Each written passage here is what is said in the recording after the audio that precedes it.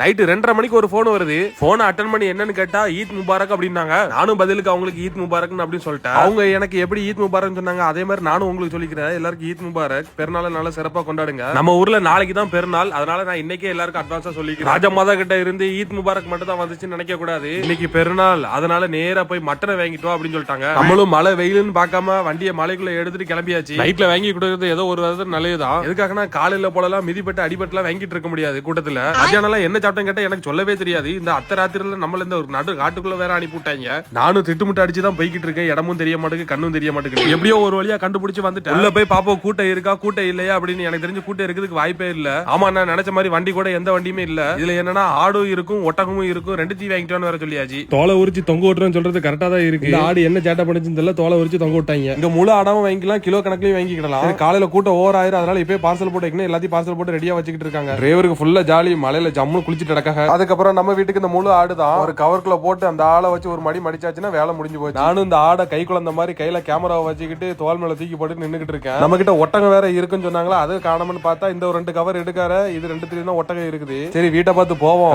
எல்லாருக்கிட்டையும் ஒரு விஷயத்த முக்கியமா சொல்லிக்கிறேன். நானும் கஷ்டப்பட்டு உருண்டு பிறண்டதை வீடியோ எடுத்து போட்டுக்கிட்டு இருக்கேன். அதனால அந்த புதுசா பாத்துட்டு இருக்கேன். உங்க பொண்ணான கை வச்சு ஒரே ஒரு ஃபாலோ மட்டும் தட்டி விட்டீங்கன்னா 100K நானும் சீக்கிரமா அடிச்சிருவேன். 100K அடிச்சாச்சுன்னா நமக்கு Insta 360 ஃப்ரீயாவே கிடைச்சிரும். அப்புறம் என்ன, நாளைக்குள்ள ஒரு வீடியோல பாப்போம். பாய்.